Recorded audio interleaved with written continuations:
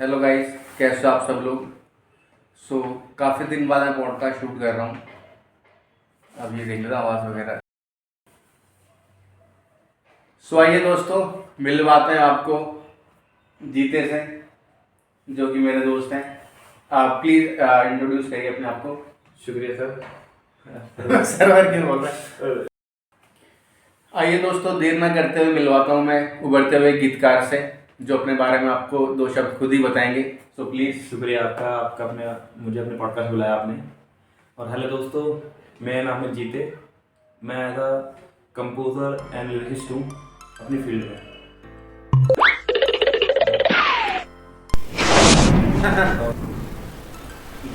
राधे राधे दोस्तों, welcome to my channel Gupshup with Ravi. आशा करता हूँ आप सब लोग अच्छे होंगे। तो नए साल की आप सबको शुभकामनाएं। नया साल आप सब लोगों के लिए बहुत अच्छा जाए। काफ़ी टाइम से मैंने पॉडकास्ट बंद कर दिया गया था। उसकी वजह मैंने आपको बताई थी कि गर्मी बहुत थी, तो मेरे पास या फिर मैं किसी लोगों के पास नहीं जा पा रहा था। तो टाइमिंग की शॉर्टेज की वजह से पॉडकास्ट मैंने शूट नहीं किया। बट नए साल में मैंने सोचा, चाहे आंधी आए, तूफान, बारिश, कुछ भी आए, अपने काम को मैं नहीं रोकूंगा और जितना जल्दी जैसे भी मुझे टाइम मिलता जाएगा मैं आप लोगों के लिए नए नए पॉडकास्ट लेता हुआ आऊँगा। जो कि मेरी थीम थी रियल लोग रियल बातें। अब मेरी हंट स्टार्ट हो गई है। अब मैं कोशिश कर रहा हूँ कि जो भी उभरते हुए सितारे हैं या जिन भी लोगों में जो टैलेंट है, जो अपने आप स्ट्रगल कर रहे हैं या फिर जो अपने आप को आगे बढ़ाना चाहते हैं, मैं उन सबको आपके सामने लाऊं। और आज मैं आपके साथ ला रहा हूँ एक गीतकार को जो आइए गाइस, मिलते हैं जीते से। जीते, अपने बारे में ज़रा कुछ बताइए। शुक्रिया रवि, आपने मुझे अपने पॉडकास्ट लाया। वैसे मेरा पहला पॉडकास्ट है, तो मैं दुआ करूँगा कि हमारे और भी पॉडकास्ट हो मिलना पड़े आगे। तो हेलो दोस्तों, मेरा नाम है शायद जीते। वैसे मेरा रियल नाम कुछ और है, वो मैं डिस्क्लोज नहीं कर सकता, ठीक है। तो मैं बताता हूँ, मैं हूँ राजस्थान से। मैं बिलोंग में यहीं से करता हूँ। मैं पला हुआ दिल्ली में ही हूँ। हम आगे बताएंगे मैंने ये जर्नी कैसे स्टार्ट करी, मैं कैसे एक राइटर बनने की सोची और मैं राइटर बना, मैंने कैसे गाने लिखे, शायरी लिखी, वो आपको बताएंगे हम आगे क्या क्या हुआ था हमारे साथ। ये तो जुड़े रहिए हमारे इस चैनल पे गपशप विद रवि, और सब्सक्राइब करना, और लोग सब्सक्राइब करें, अपने फ्रेंड्स को बोले, तो ऐसे और पॉडकास्ट लाएंगे रवि सर बढ़िया बढ़िया से, जब मज़ा आएगा आपको। चलिए, जीत अपने सफ़र के बारे में आप बताइए। जो ये आपका सफ़र स्टार्ट हुआ, जो आपने अपने नाम चुना जीते शायर, उसकी जो शुरुआत हुई कैसे हुई, और क्या वो फेज़ रहा था आपकी लाइफ में कि जब आपने शायरी लिखना स्टार्ट की। क्योंकि मैं ऐसा इसलिए पूछ रहा हूँ क्योंकि बेसिकली जब आदमी प्यार में होता है या उसका दिल टूटता है तभी वो शायर बनता है। नहीं, इसका मतलब ये नहीं कि मतलब प्यार हो, दिल टूटे तो भी लोग शायर बनते हैं। हाँ, वो ये है कि उस टाइम पे एक फील अलग होता है उस बीच में, कि जो चीज़ हम अनुभव करते हैं हम वही चीज़ लिखते हैं।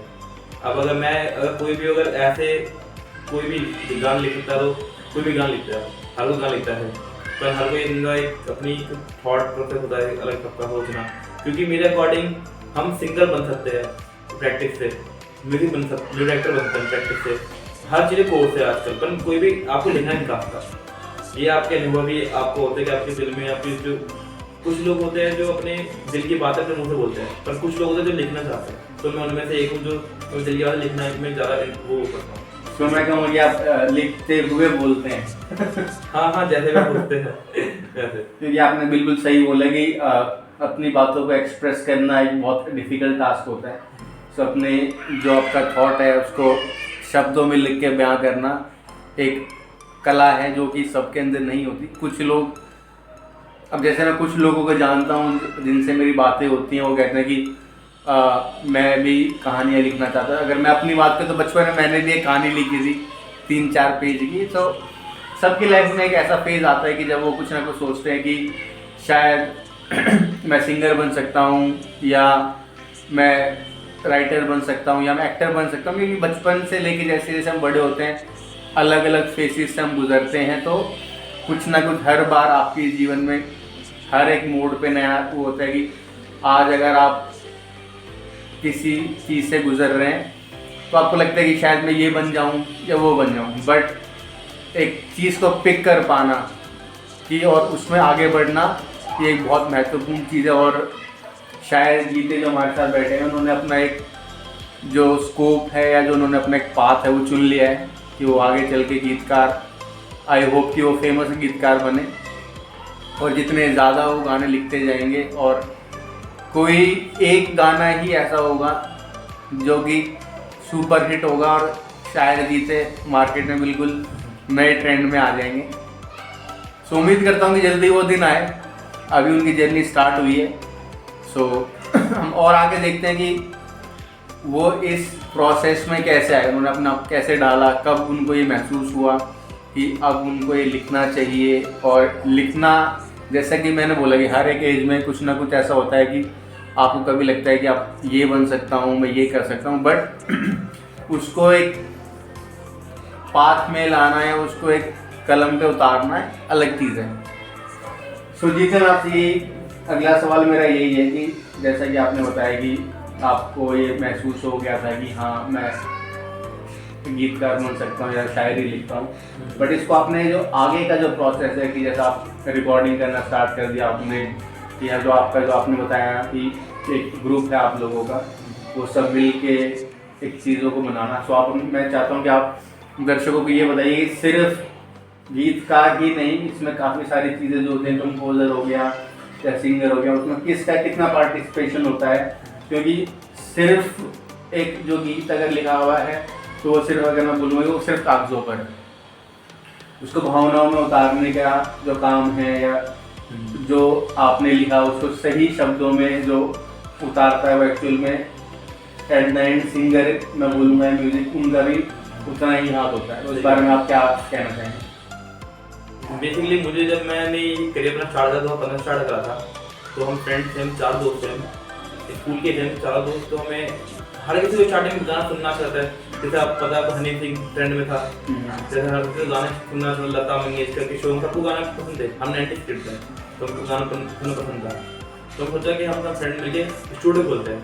हमें उस टाइम में नॉलेज नहीं थी स्टूडियो की, पर हमें नॉलेज थोड़ी बहुत थी, मुझको कम थी, मेरे फ्रेंड को ज़्यादा थी। तो क्योंकि मुझे सिंगर बनने की बहुत इच्छा थी उस टाइम पे कि मैं गाने का, मुझे नहीं पता कि मेरी लाइफ मुझे ऐसा गीतकार ले जाएगी या मैं ऐसा सॉन्ग राइटर बनूंगा, कभी ये सोचा तो नहीं सोचा मैं, तो मैं लिख पाऊंगा नहीं पाऊंगा।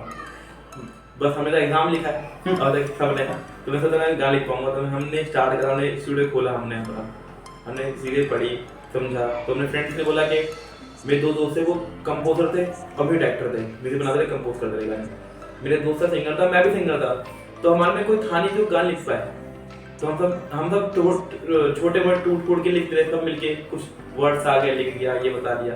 उस टाइम मेरा इतना पार्ट नहीं था उस चीज़ में, क्योंकि मैं सिंगर बनना चाहता था, मैं राइटर बनना ही नहीं चाहता।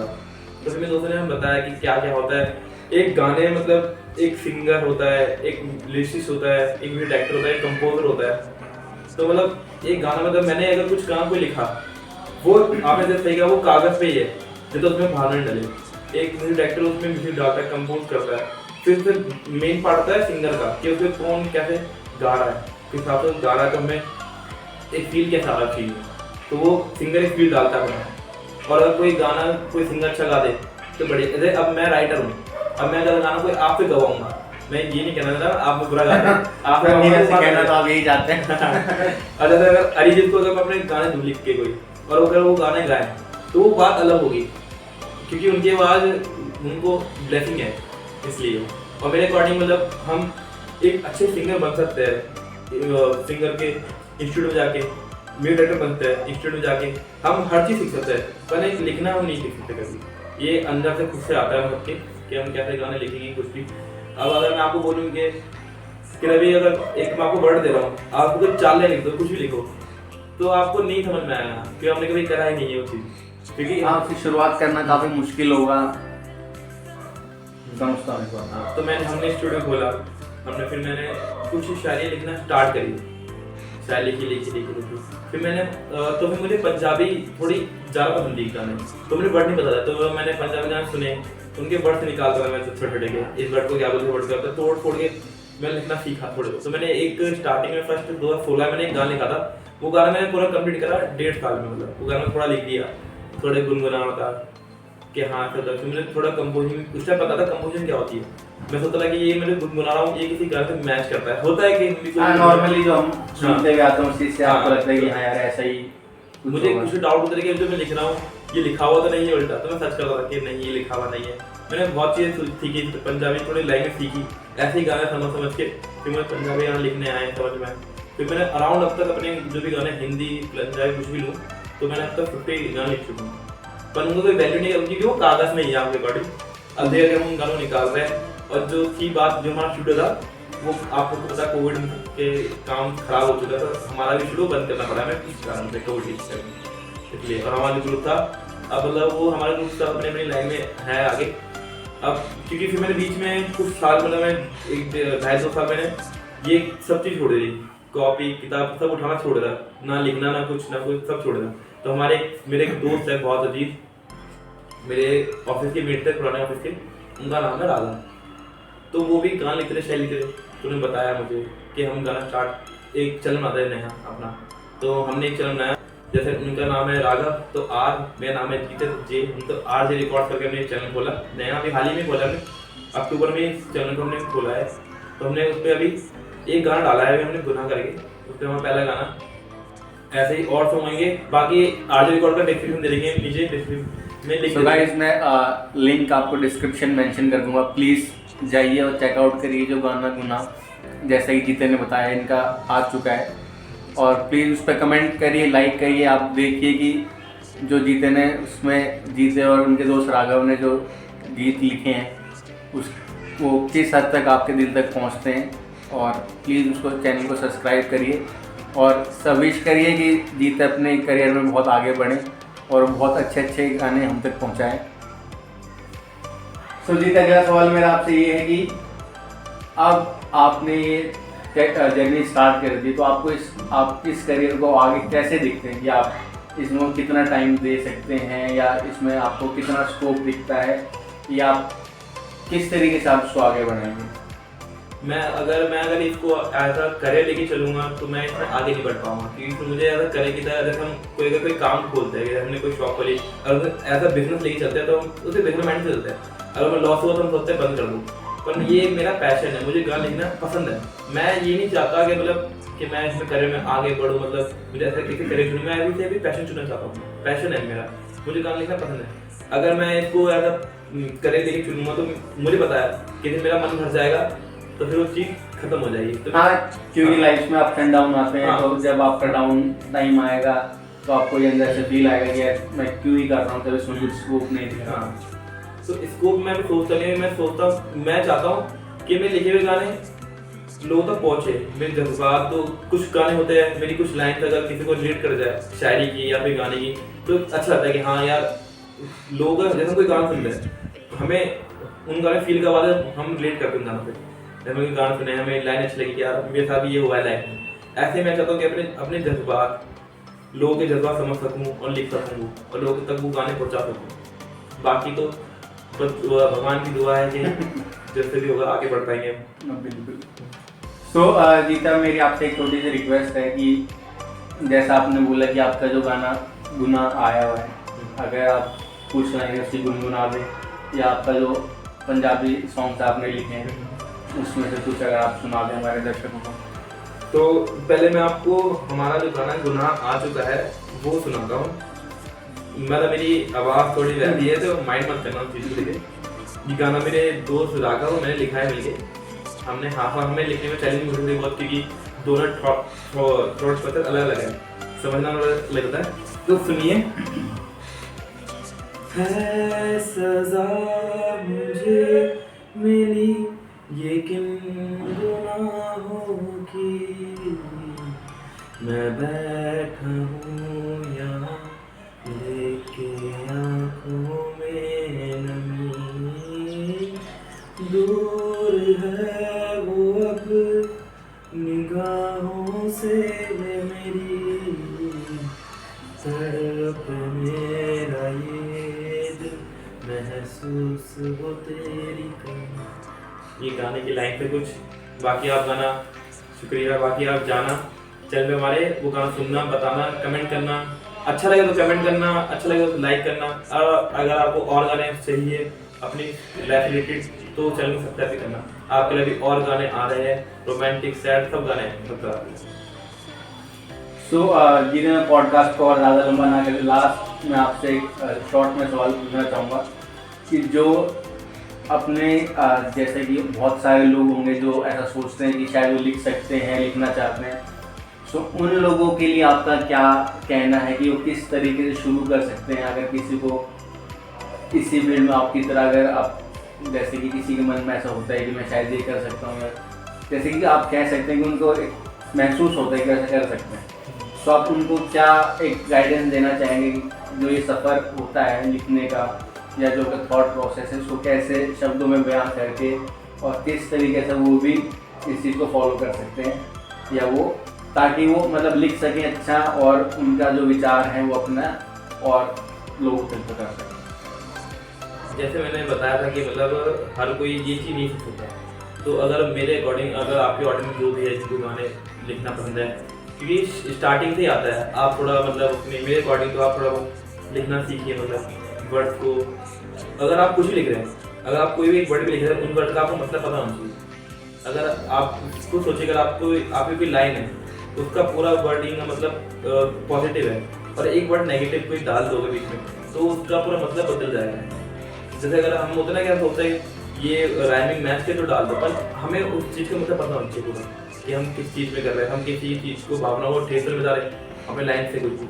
अगर मैं कुछ भी लिख रहा हूँ तो मैं सोच के ये सोचता हूँ कि मैं मेरे कुछ वर्ड किसी को गलत इंटेंशन ना दे, नेगेटिव ना जाए, मैं पॉजिटिव वे में ही बताऊँ लोगों को चीज़ें, लोगों को दिलोगी। बाकी जिसको भी लिखना है, सीखना है तो मुझसे कांटेक्ट करना है। मैं अगर हेल्प कर पाऊँगा उनकी, होता है लोग जैसे कि उन्होंने कुछ लिखा, अगर करेक्शन उससे मैं जरूर करूँगा, अपने हेल्प करता हूँ उनकी। तो एक जाते जाते जीते एक छोटी सी शायरी अगर हो जाए, और या फिर आप पंजाबी से मैंने एक रिक्वेस्ट कर दी, पंजाबी जो सॉन्ग आपने लिखे हुए। मैंने एक गाना लिखा था, पंजाबी सॉन्ग लिखा था मैंने, तो जो मैं बता रहा हूँ, पहला सॉन्ग मैंने लिखा था वो ऐसा था, कन्ना कन्ना बैठे हुण मैं सोया, काली काली आंखां विच मैं ना सोया, मैनूं नहीं पता मैं तैनूं किन्ना चाहां रे, मेरे दिल विच तेरी धड़कन है, तेरे दिल विच मेरी धड़कन है, मैनूं नहीं पता मैं तैनूं किन्ना चाहां रे। ये मैंने गाना लिखा था आप 2016 में, वही कंप्लीट करते करते मुझे 17 हो गया था, तब जाके कंप्लीट हुआ था गाना। तो ये गाने को भी निकालेंगे जल्दी, आप तक पहुँचाएंगे, तो आप पूरा गाना सुनना, बता रहा हूँ।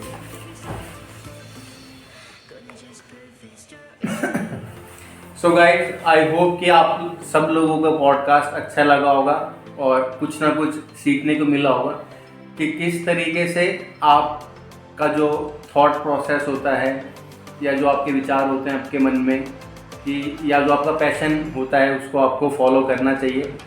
ऐसा नहीं है कि अगर आपने सोचा कि मैं सिंगर बन सकता हूँ या लिरिसिस्ट बन सकता हूँ या डांसिंग कर सकता हूँ, सो आपको एक ट्राई उसमें देना चाहिए, क्योंकि बिना किसी काम को करे हुए आप ये डिसाइड नहीं कर सकते कि आप उसमें सक्सेस करेंगे या फेलियर होगा।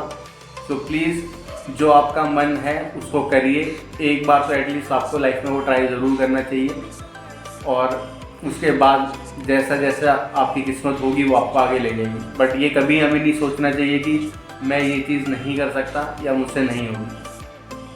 तो thank you so much everyone. Please channel को, मेरे गपशप विद रवि को लाइक, सब्सक्राइब करिए और अपनी फैमिली फ्रेंड्स